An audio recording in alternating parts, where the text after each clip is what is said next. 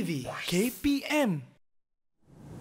Baiklah, apa khabar semua? Anda sedang menonton slot Sukses SPM 2022 bersama saya Chris MJ Pecotan. Okey, baiklah murid-murid, hari ini kita tak nak buang masa lagi. Kita nak terus fokus kepada teknik dan strategi menjawab soalan SPM bagi mata pelajaran kimia.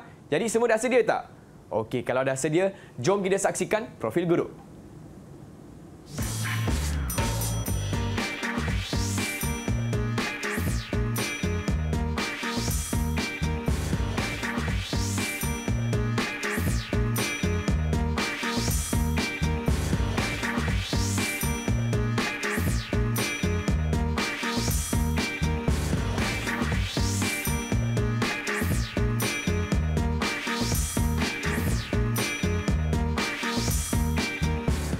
Itu dia murid-murid. Hari ini saya bersama dengan Cikgu Nisa. Hai Cikgu. Hai Chris. Apa khabar Cikgu? Sehat Alhamdulillah. Sihat, Chris apa khabar? Chris pun sihat, khabar Okey. baik dan hari ini cukup semangatlah Cikgu nak betul. belajar teknik menjawab soalan kimia. Tapi sebelum itu saya juga ingin ucapkan selamat datang kepada Cikgu Aida selaku juru bahasa isyarat episod kali ini. Hai Cikgu Aida, apa khabar? Okey, baiklah. Murid-murid dah sedia tak kat rumah? Okey, semua dah sedia Baiklah cikgu, tanpa buang masa lagi, jom kita terus mula dengan pecotan kita hari ini cikgu. Silakan. Betul. Apa yang kita nak fokus hari ini? Okey, terima kasih Chris. Hari ini kita nak pergi pada slot yang pertama, iaitu kita nak pergi pada Sukses SPM bagi 2022 bagi slot pecutan. Alright, so sebelum kita mulakan, suka cikgu untuk tunjukkan format pentaksiran SPM KSSM bagi tahun 2022 bagi mata pelajaran kimia kod kertas 4541. Bagi mini love satu. Mini love. Okey, so bagi mini love sikit. Okey, baik. Okey, untuk mata pelajaran kimia, kita ada 3 kertas. So, kertas yang pertama adalah mengandungi 40 soalan objektif. Masa yang diberikan adalah 1 jam 15 minit dan 40 markah diberikan untuk kertas 1. Bagi kertas 2, kita ada soalan struktur dan esei di mana masa yang diperuntukkan adalah 2 jam 30 minit dan markah paling banyak yang diperuntukkan adalah 100 markah. Manakala untuk kertas 3, kita ada ujian amali sains ya Chris. Okey, masa diperuntukkan adalah 45 minit dan markah sebanyak 15 markah. Tapi untuk ujian amali sains kita dah laksanakan pada 2 Februari yang lalu. Okey, seterusnya kita nak tengok lagi Chris. Ya. Okey. Kertas 1 Kertas 1. Okey.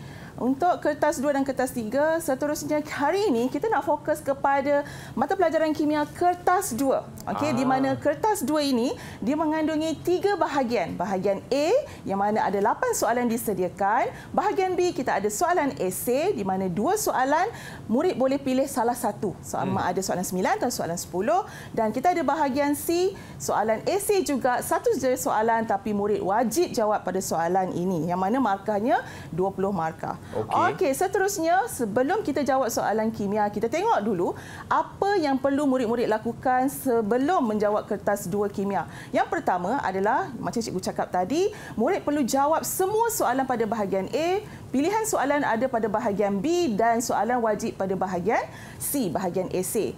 Kemudian yang kedua, murid perlu gariskan arahan utama. Di mana arahan utama tu contohnya Chris, nyatakan, namakan, hitungkan dan sebagainya. So kalau soalan bagi ataupun minta namakan, murid kena bagilah.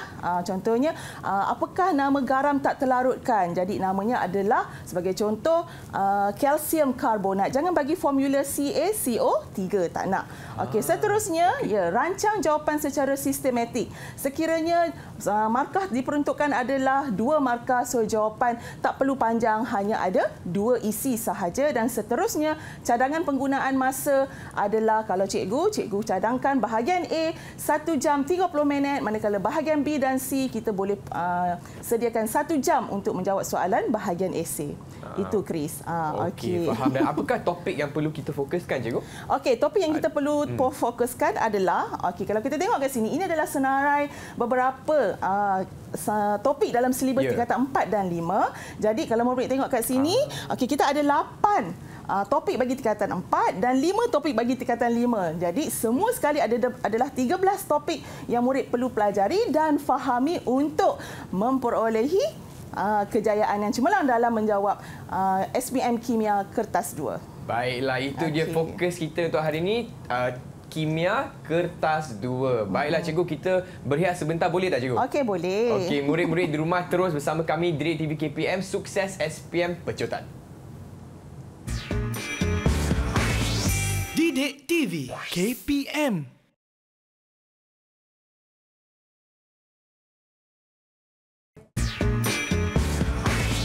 Didik TV KPM. Apa khabar murid-murid? Anda sedang menonton slot Sukses SPM 2022 bagi Pecotan. Itulah fokus kita hari ini bersama saya Chris MJ dan juga Cikgu Nisa untuk mata pelajaran Kimia Kertas 2. Baiklah Cikgu, tanpa buang masa lagi, apakah fokus kita untuk segmen seterusnya Cikgu? Silakan. Okey Chris, fokus utama kita untuk hari ini adalah kepada Pecutan Kimia Kertas 2 bahagian A, di mana cikgu akan tunjukkan dulu beberapa contoh soalan struktur. Okey, yang pertama, kalau kita tengok pada soalan struktur, cikgu ambil yang soalan nombor 1 dia agak senang Chris. Agak senang. Agak senang. Kita mulakan dengan yang mudah dahulu. So yang pertama, Rajah 1 menunjukkan lengkung pemanasan bagi naftalena di mana formula dia adalah C10H8. Soalan dia adalah nyatakan jenis zarah dalam naftalena. Okey, apakah jenis zarah? Zarah ni selalunya pelajar-pelajar dia agak keliru dengan perkataan keadaan fizikal. Jadi zarah terkandung atom, ion ataupun molekul. Jadi kalau naftalena kategorinya adalah molekul. Okey, so seterusnya, apakah maksud takat lebur? Okey, sebelum tu cikgu nak tanya murid di rumah kan. Di manakah nilai takat lebur? Kalau kita tengok pada Rajah 1, di manakah nilai takat lebur? Point kat B mana ke, tu? cikgu? Point B. Okey. Sebenarnya Chris, dia punya nilai takat lebur adalah pada 80 degree Celsius. Jadi kalau soalan tanya apakah maksud takat lebur, ianya merujuk kepada suhu. Chris, suhu sebab dia duduk pada kedudukan suhu. Suhu malar apabila sesuatu bahan bertukar daripada keadaan di sini pepejal, dia tukar kepada cecair. So, kat sini adalah pepejal dan cecair. Cikgu tambah. Pada tekanan tertentu. Jadi, 1 markah diperolehi. Boleh? Boleh, cikgu. Alright. So, seterusnya adalah soalan tanya. Nyatakan keadaan fizik bagi naftalena semasa proses peleburan. Cikgu dah tunjuk tadi apakah keadaan fizik. Keadaan ni, Chris, dia lebih kepada pepejal, cecair ataupun gas. Jadi, di manakah keadaan fizik ataupun apakah keadaan fizik pada proses peleburan waktu ini? Pepejal dan cecair. Ya, pandai. Okey, pepejal dan cecair. Dapat 1 markah untuk Chris. Okey, so seterusnya, mengapakah suhu kekal malar di antara B dan C walaupun pemanasan diteruskan? Kalau kita panaskan sesuatu bahan, Chris, memang suhu akan meningkat. Tapi kat sini dia macam ada magic sikit. Kenapa pada B dan C suhu tu kekal malar tapi tak naik? Okey, so jawapan dia 2 markah kat sini. So murid-murid perlu fokuskan kepada tenaga haba yang diserap. Okey, tenaga haba tadi yang dibekalkan telah diserap oleh siapa? Oleh zarah-zarah untuk apa? Untuk mengatasi daya tarikan antara zarah supaya zarah pepejal tadi boleh bertukar kepada cecair. Kita perlu seraplah haba tu, Chris. Sebab tu suhu tak meningkat. Okey, boleh murid-murid? Okey, seterusnya. Okey, kita nak pergi pada soalan nombor 2. Okey, kita berganjak ke seterusnya. Okey, kita tengok. Ini adalah soalan dalam topik bab 3, kimia tingkatan 4, di mana Rajah 3 menunjukkan tumbuhan hijau mengalami fotosintesis untuk menghasilkan sebatian X dengan formula C6H12O6 dan gas oksigen. Okey, kalau pelajar yang murid yang ambil subjek biologi, dia akan tahu tentang proses fotosintesis. Jadi soalan dia tanya tentang definisi. Apakah maksud formula molekul? Apakah itu formula molekul? Yang ini kena hafal kan cikgu? Ya, kena hafal, Chris. Okey, ada banyak perkara ataupun definisi yang kita perlu hafal dalam kimia. So ini salah satu, ianya merujuk kepada formula kimia yang menunjukkan bilangan sebenar, Chris, atom setiap unsur dalam suatu sebatian. Okey, kita tak boleh nak ringkaskan formula ni. Contohnya C6H12O6 ni, kita kena tunjukkan formula sebenar. Okey, bilangan sebenar dia. Okey, seterusnya namakan sebatian X. Apakah nama bagi sebatian X? Sebatian X ni dia dah bagi tahu dah, Chris, dia adalah molekul C6H12O6. So, rasa-rasanya apakah nama bagi sebatian X? Okey, jawapan dia adalah glukosa. Nampak tak, Chris? Soalan dia tanya namakan. Jadi, murid-murid kena bagi perkataan, nama. Okey, sekiranya, Chris, kalaulah kata murid-murid bagi formula, Chris rasa betul tak? Tak betul kot. Tak betul. Pandai pun sebab dia minta namakan, bukan formula. Begitu. Mudah kan kimia? Okey, senang je kan? Okey, seterusnya. Ni Chris. Soalan kata huraikan maklumat kualitatif dan kuantitatif yang boleh didapati daripada persamaan kimia dalam rajah 3. Okey, darjah 3 dah bagi dah satu persamaan kimia. Soalan minta murid-murid berikan maklumat kualitatif dan kuantitatif. Cikgu, saya ada soalan satu. Apa tu, Chris? Apa yang dimaksudkan dengan kualitatif dan kuantitatif? Okey, bagus soalan Chris ni sebab ramai murid-murid yang tanya juga, cikgu, apakah itu kualitatif dan kuantitatif? Jadi, kualitatif ni sebenarnya, Chris, dalam persamaan kimia, kita boleh sebenarnya mengenal pasti keadaan fizikal bagi bahan yang terlibat serta hasil tindak balas. Ataupun dalam kualitatif, kita boleh tunjukkan mana satu bahan tindak balas, mana satu hasil tindak balas. Itu kita panggil kualitatif. Kalau dalam maksud kuantitatif pula adalah kuantiti. Okey, entiti yang berada dalam persamaan kimia ni. Contohnya, cikgu boleh sebut kat sini 6 mol air bertindak balas dengan 6 mol karbon dioksida. Maksudnya cikgu bagi tahu berapa mol yang terlibat. Itu kita panggil kuantitatif.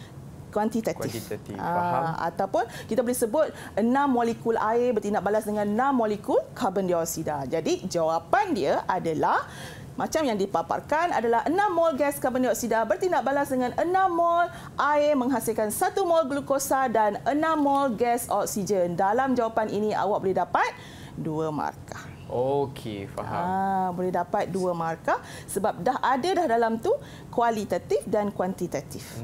Okey, boleh ya, Chris? Boleh, cikgu. Okey, seterusnya jom kita berganjak pula kepada soalan pengiraan.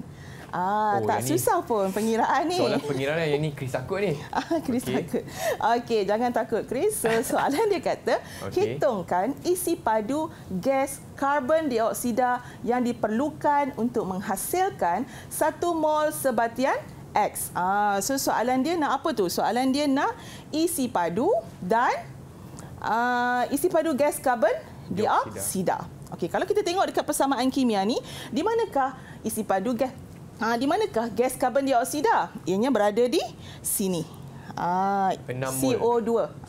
CO2 tu adalah formula gas karbon dioksida. Kalau Chris tahu, apakah formula gas oksigen yang kita sedut hari-hari, Chris? O2.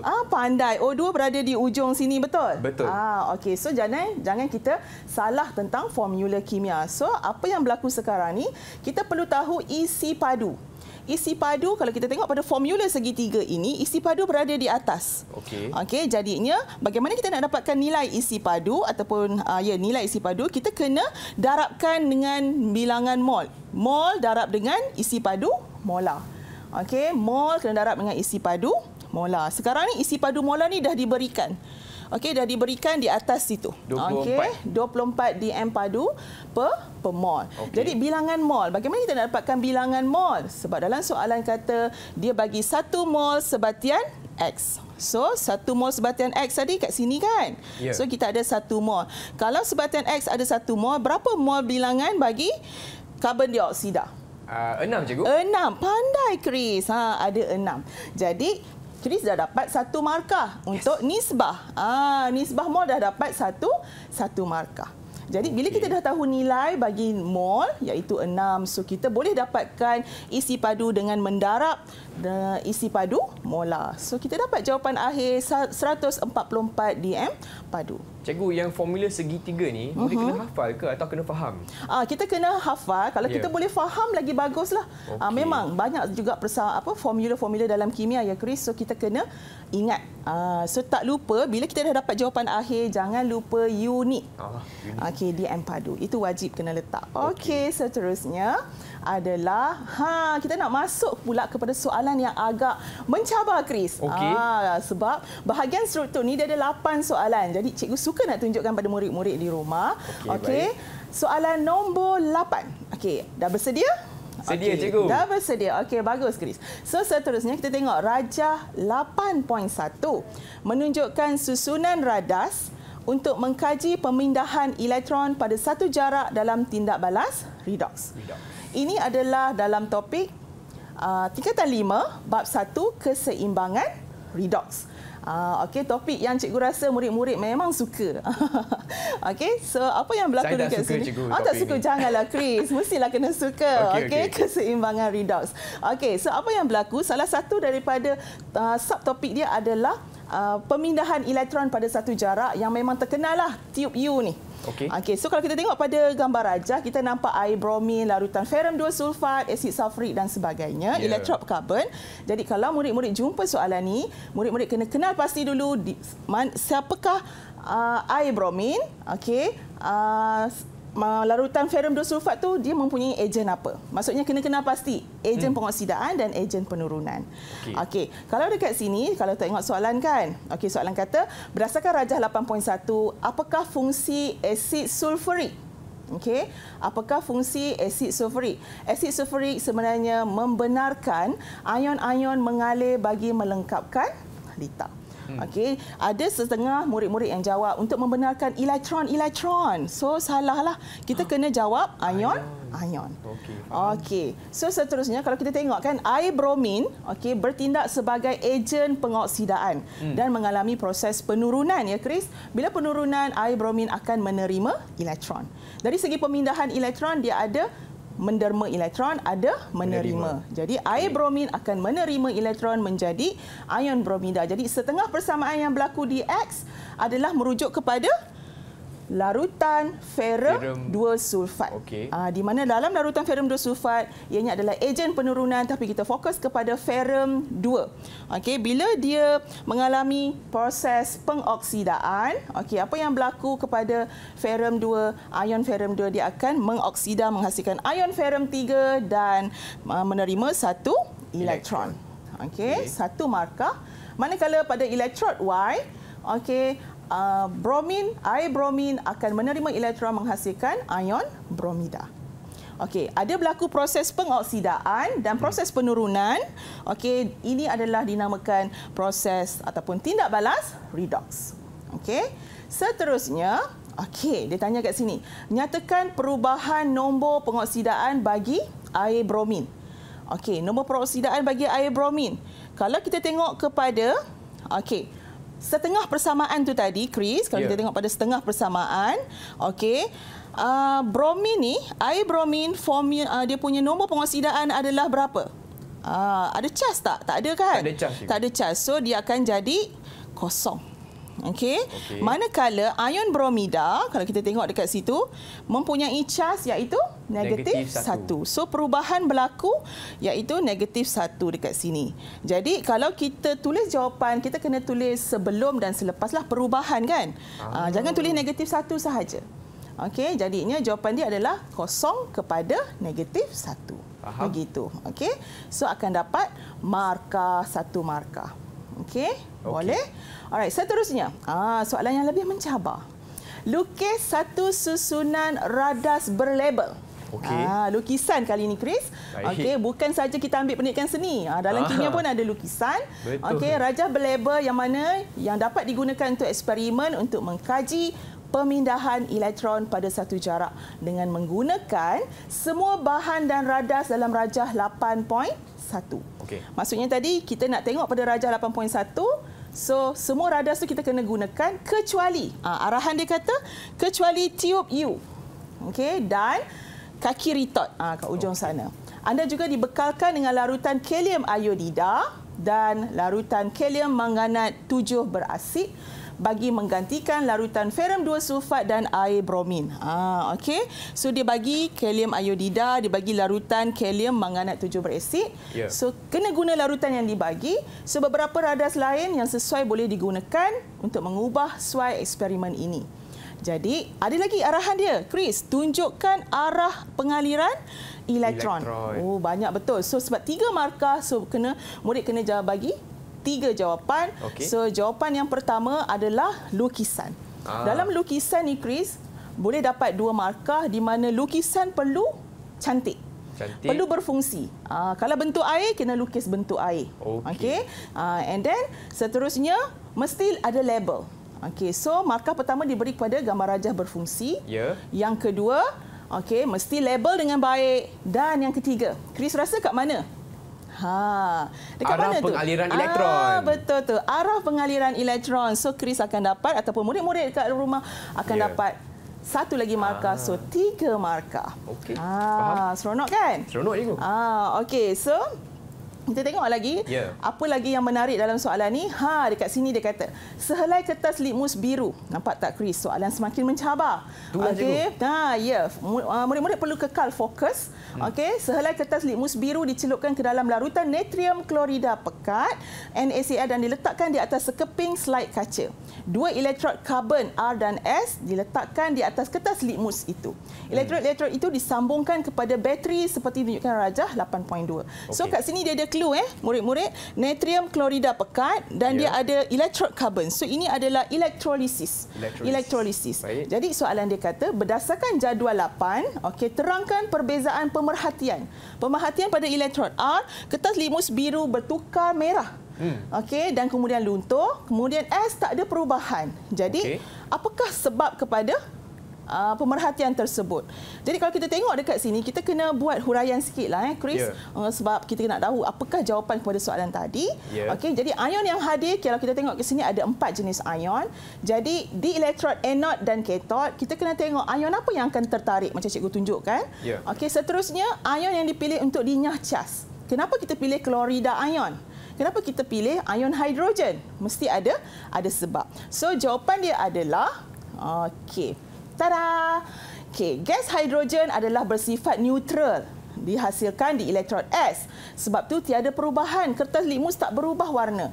Manakala gas klorin adalah gas yang bersifat asid, Chris. Sebab tu warna biru kertas litmus bertukar merah. Dan akan dilunturkanlah. Okey, seterusnya, kenapa benda ni berlaku? Kerana ion hidrogen dipilih untuk dinyah cas di elektrod S. Ada perkataan dinyah cas di elektrod S kerana nilai inot ion hidrogen lebih positif berbanding nilai inot ion natrium. So murid-murid kena tahulah nilai inot mana yang lebih positif, kena pilih. Okey, seterusnya yang terakhir, ion klorida dipilih kerana apa? Untuk dinyah cas kerana kepekatan ion klorida lebih tinggi berbanding ion hidroksida. So jawapan 3 markah diberikan, 3 isi ini murid akan dapat full mark. Dapat 3 markah lah. Ya, dapat 3 markah, Chris. Okey, baiklah. Jadi murid-murid di rumah perlukan lebih banyak tip tak? Perlukan? Okey, baiklah. Tapi sebelum itu kita akan berehat sebentar. Jangan ke mana-mana, kembali lagi ke Sukses SPM 2022 Pecutan.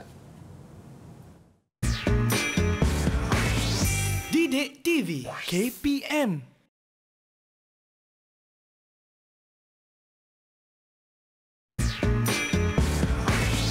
Didik TV KPM. Apa khabar murid-murid? Anda sedang menonton slot Sukses SPM Pecutan di Didik TV KPM bersama saya Chris MJ dan juga Cikgu Nisa bagi mata pelajaran kimia. Dan Cikgu, betul tak kita nak fokus pada kertas 2? Ya, betul, Chris. Okey, baiklah Cikgu. Apakah fokus kita untuk segmen ini, Cikgu? Silakan. Okey, untuk segmen ini kita nak beralih pula kepada bahagian B. Okey, bahagian B yang mana pada bahagian B ini ia merupakan soalan esei. Okey, soalan nombor 9 dan soalan nombor 10. Tapi tak apa, Chris, walaupun dia ada 2 soalan, murid-murid boleh pilih sama ada nak jawab soalan nombor 9 ataupun soalan nombor 10. Cikgu, kalau murid nak jawab dua-dua boleh tak? Boleh. Lagilah bagus kan. Tapi kita kena tengok pada masa yang diperuntukkan. Kalau ada masa lagi, boleh jawab. Okey, jom kita tengok soalan seterusnya. Bahagian B, esei nombor 9. Cikgu ambil soalan nombor 9. Okey, rajah 9 menunjukkan dua jenis periuk yang berbeza. Okey, kita ada periuk tekanan, kita ada periuk aluminium. Okey, jadi soalan dia kata, Hidayu ingin memasak sup tulang. Yummy. Sedap kan, Chris? Dah lapar dah ni. Lapar. Okey, sup tulang untuk makan malam. Berdasarkan rajah 9, sup tulang dalam periuk manakah yang akan masak dengan lebih cepat? Terangkan jawapan anda. Kalau Chris rasa yang mana? Tekanan ke periuk aluminium? Saya rasa periuk tekanan kot. Periuk tekanan kan, sebab dia akan lebih cepat masak. Kenapa ya? So, jom kita tengok. Okey, soalan untuk 3 markah. Okey. Okey. Jadi, periuk tekanan. Jawapan dia tadi macam Chris bagi. So, kita ada satu markah. Ya, dapat satu markah, Chris. Periuk tekanan. Kemudian, kenapa kita guna periuk tekanan? Kerana dalam periuk tekanan sebenarnya, tekanan tu memang tinggilah, Chris. Okey, sebab apa? Untuk membolehkan air mendidih pada suhu yang lebih tinggi berbanding periuk aluminium. Jadi, soalan ni, jawapan dah berkait dengan suhu.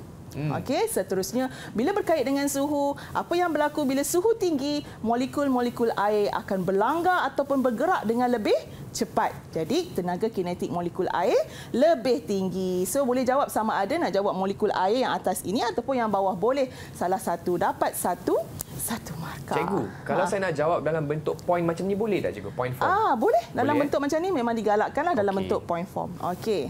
So sebenarnya kalau kita tengok balik pada soalan ni, dia sebenarnya berkait dengan kehidupan harian kita. So dalam masa yang sama dia tanya tentang kemahiran berfikir aras tinggi. Jadinya apa kegunaan periuk tekanan dan periuk aluminium? Jadi murid-murid kena tahu benda ni. Okey, seterusnya. Melibatkan topik kadar tindak balas. Jadual 9 menunjukkan maklumat tentang eksperimen yang dilakukan oleh murid untuk mengkaji faktor-faktor yang mempengaruhi kadar tindak balas antara magnesium dan asid sulfurik. Jadi, apa bahan tindak balas yang diberikan? Cikgu, asid hidroklorik, cikgu, bukan sulfurik. Mana? Asid hidroklorik. Betul. Asid hidroklorik. Okey. So asid hidroklorik dan magnesium adalah bahan tindak balas. Okey, jom kita tengok. Okey, cikgu sekejap. Sorry. Okey, tak apa, cikgu. Okey, tak apa. Okey, kita terus pergi kepada yang ni ya. Okey, present. Okey, good. Okey, seterusnya kalau tengok kat sini kita ada 3 eksperimen, eksperimen 1, eksperimen 2 dan eksperimen 3. Kalau kita tengok dekat sini kan, Chris, kadar tindak balas melibatkan 4 faktor. Okey, kita ada suhu, kita ada kepekatan, mangkin dan saiz. Okey, kalau kita tengok Chris 1 dan 2, kalau Chris boleh tengok, apakah faktor yang terlibat? Pita magnesium berlebihan, satu lagi dia guna serbuk magnesium berlebihan. Saiz ke, cikgu? Ya, pandai. Yes, Chris memang pandai. So, jadi harap murid-murid kat luar pun sama juga dapat mengenal pasti faktor yang pertama iaitu saiz. Kalau kita tengok pada faktor yang kedua, kalau tengok antara eksperimen 2 dan eksperimen 3, faktor apa yang terlibat kat sini, Chris? Serbuk dah sama, kepekatan sama. Bagaimana pula dengan suhu? Suhu berlainan. Suhu berlainan. Jadinya faktor yang seterusnya adalah suhu. Pandai. Jadi kalau kita tengok pada soalan nak apa? Soalan kata, nyatakan maksud bagi kadar tindak balas dalam eksperimen 1. Okey, soalan minta yang pertama adalah maksud. Yang kedua, jika larutan kupram 2 sulfat ditambahkan ke dalam eksperimen 1, ramalkan kadar tindak balas bagi eksperimen tersebut. So ada 2 arahan soalan kat sini Chris. Ada 2 arahan soalan. So yang pertama dia tanya maksud bagi eksperimen 1. Jadi cikgu suka nak tunjukkan pada murid-murid, yang pertama adalah maksud kadar tindak balas secara umum. Penting, kena ingat ni. Kena ingat. So, kena ingat. Ia merujuk kepada perubahan kuantiti bahan tindak balas ataupun hasil tindak balas per unit masa. Maksudnya kan, Chris, kadar tindak balas ini melibatkan masa. Jadi, apakah perubahan yang berlaku? Perubahan ini maksudnya sama ada meningkat atau menurun. Kuantiti pula kita boleh rujuk kepada isi padu ke, jisim ke, kepekatan ke, macam tu. Alright. So kalau dia minta soalan ini berdasarkan eksperimen 1, apakah maksud kadar tindak balas itu? Okey, so jawapan dia adalah peningkatan, nampak tak? Perubahan tu merujuk pada peningkatan isi padu gas hidrogen per unit masa. Isi padu gas hidrogen adalah hasil tindak balas yang diperoleh daripada tindak balas magnesium dengan asid hidroklorik. Jadi, isi padu gas hidrogen adalah perubahan yang boleh diperhatikan. Jadi, inilah jawapan bagi soalan maksud tadi tu. Okey, kadang-kadang ada murid yang jawab macam ni, Chris, dia bagi yang bagi umum.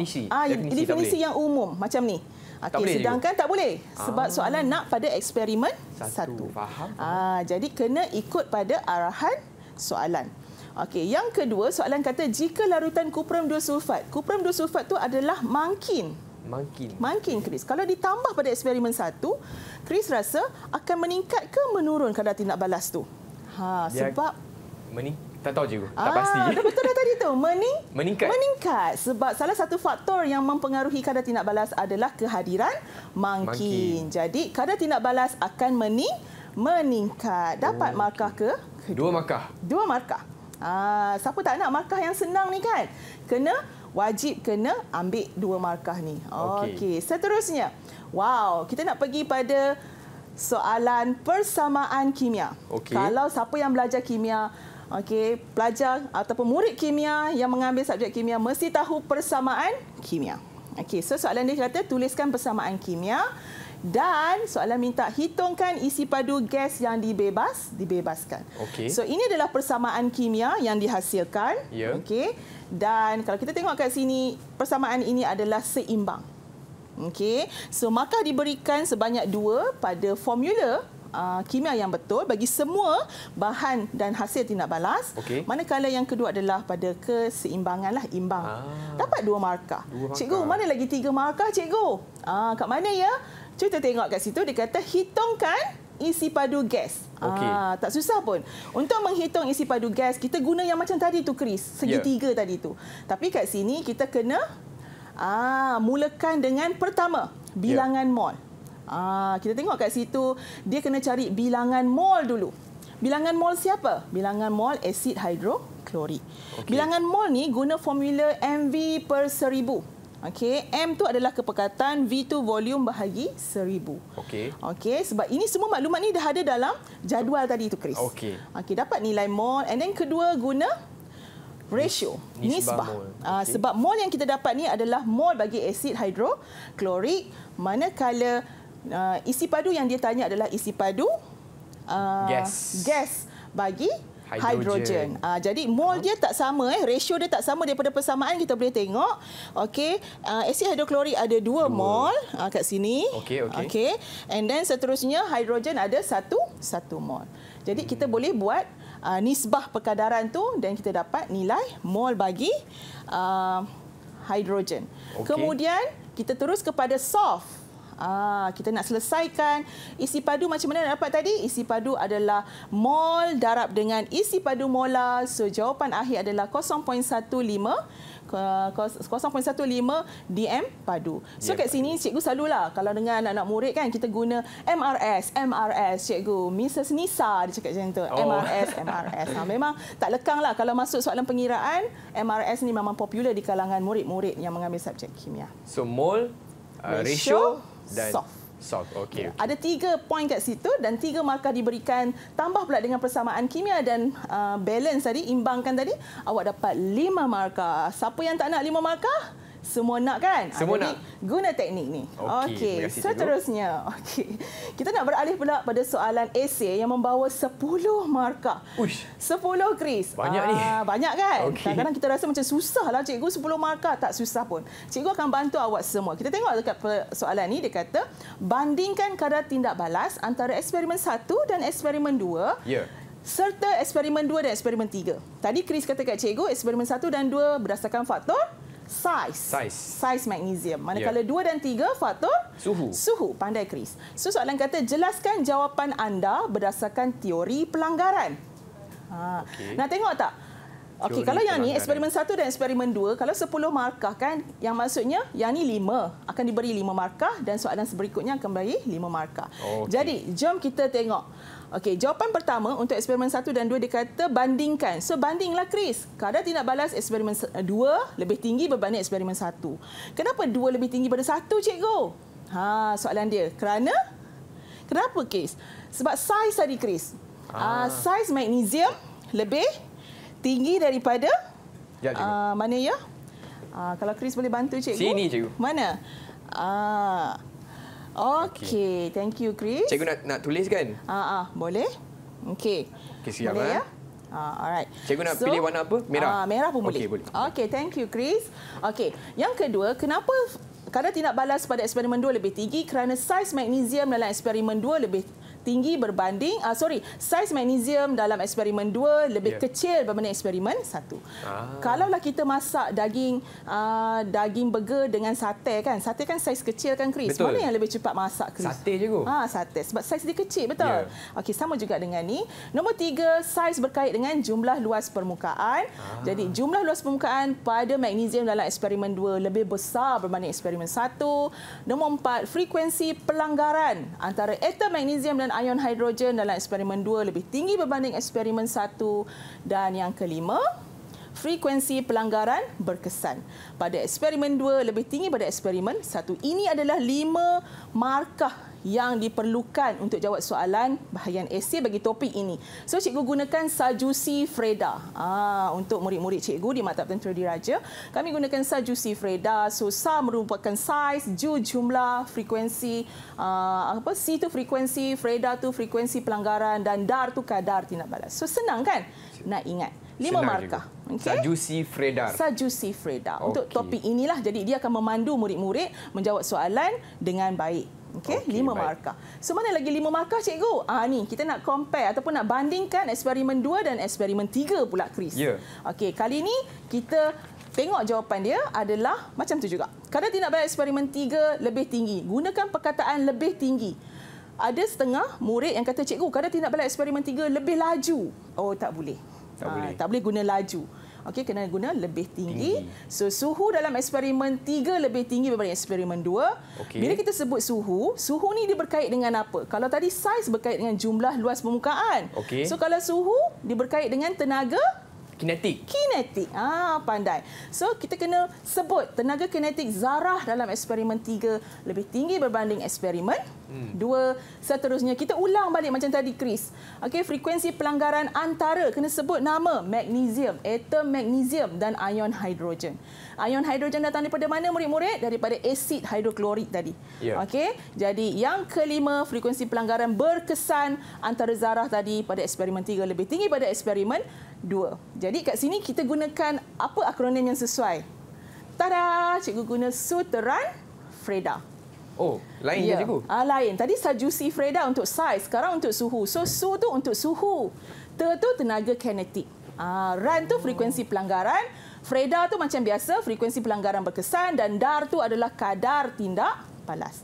Cuma kat sini kadar tu dia letak pada poin 1 lah. Boleh je kalau murid nak letak pada poin bawah. Asalkan ada huraian dia lah, cikgu. Ada semua poin ni dapat 5 markah lagi. Okey. So, semua dapat 10 markah tambah yang tadi dia dapat 20 markah. 20 markah. Macam tu sajalah, cikgu. Macam tu saja. Senang kan kimia? Senang. Kalau ikut tunjuk ajar Cikgu Nisa memang senang. Baiklah semua, kita akan berehat sebentar. Jadi jangan ke mana-mana. Kembali lagi bersama Cikgu Nisa di Sukses SPM Pecutan.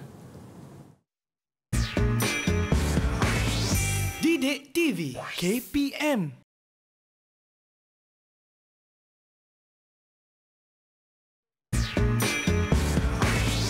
Didik TV KPM.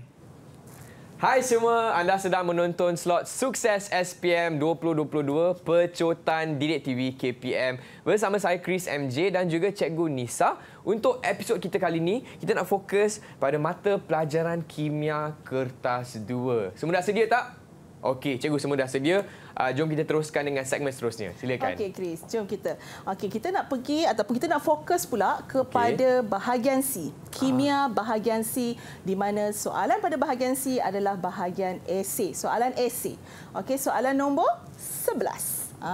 Okey, di mana murid wajib jawab soalan ni. Jangan tinggal, kalau tak awak akan rugi 20 markah.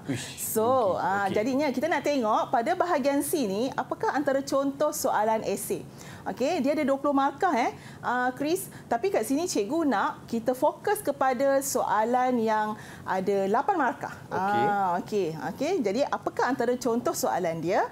Okey, soalannya adalah Tiara menjumpai 2 botol serbuk putih yang tidak berlabel ditinggalkan di atas meja di dalam makmal sekolahnya. Jumpa serbuk ni. Apakah serbuk itu, Chris? Tak tahu kan? Tak tahu. Jadi, Tiara membawa kedua-dua botol tersebut untuk ditunjukkan kepada guru kimianya. Cikgu lah, cikgu kimia dia tu. Okey. Kerana ingin mengetahui jenis sebatian bagi kedua-dua pepejal putih tersebut. Gurunya meminta Tiara melabelkan botol tersebut dengan serbuk A dan serbuk B.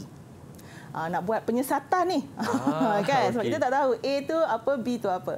Gurunya juga memberikan beberapa radas kepada Tiara dan memintanya menjalankan satu eksperimen untuk membandingkan sifat fizik bagi kedua-dua bahan tersebut. Sifat fizik ni adalah contohnya dari segi ketumpatan ke, dari segi bahan tu boleh mengkonduksikan elektrik ke, Chris, ataupun takat lebur dan takat didih. Jadi kalau kita tengok, Rajah menunjukkan senarai radas yang diberikan oleh gurunya.